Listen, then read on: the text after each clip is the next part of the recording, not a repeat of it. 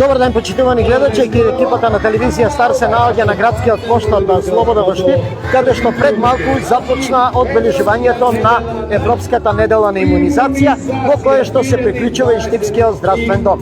Разговараме со директорот на Штипскиот здравствен дом, доктор Горан Андонов. Директоре, зошто на площадот?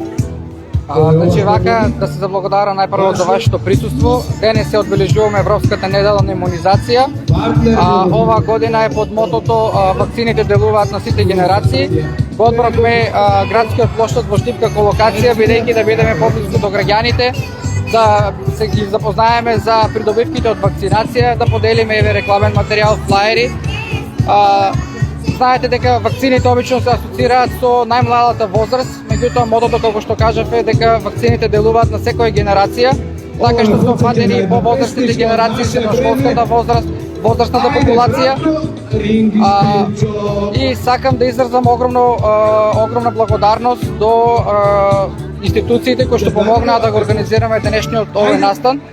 Тоа се вработените и дечињата од детската градинка Вера Циривери Трена, вработените во Домот за култура Ацо Шопов, фестивалот за песни за деца Весело Штурче, учениците од средното медицинско училиште и од универзитетот Гоце Делчев, од медицинскиот факултет, такаш и секако нели општина Штип, кој што ни даде секој свој придонес за да овој настан изгледа како што изгледа денес. Благодарам, доктор Драгана Минус-Карунтева ќе ни објасни зошто е важна имунизацијата. Самата имунизација е важна заради тоа што спречува смртоносни болести како дифтерија, тетанус, спречува високо контагиозни болести како морбили пертусис, штеди возрастениот систем, ги намалува трошоците, има глобално влијание со глобална здравствена заштита. Значи, за минатата 2025 во Центар за јавно здравје во здравствен дом Штип имаме над 90% покрити, висок процент на вакцинирани деца. Исто имаме добар одзив со тоа што од 2024 мај вакцинираме двата пола, машките, имаме многу добар одзив. Што ќе видиме денеска еве на градскиот площад? Денеска ќе подготвиме точка и за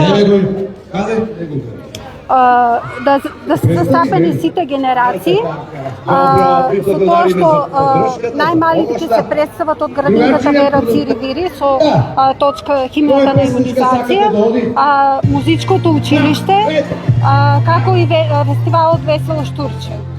Кои се вашите апели во однос на затопнувањето на времето? Кои се пробуваат мозочните удари? Се зголемува ли бројот на мозочни удари? Кои се вашите апели од аспект на медицината?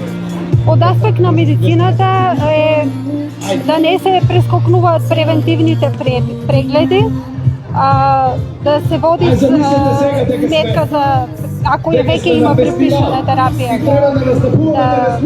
редовно да се користи и редовно да се најмалку да се превенира секој симптом, да се обрне внимание на секој симптом, да не се запостави симптом. Храната колку влијае храната за мозочните? Секако храната е и здравје и лек.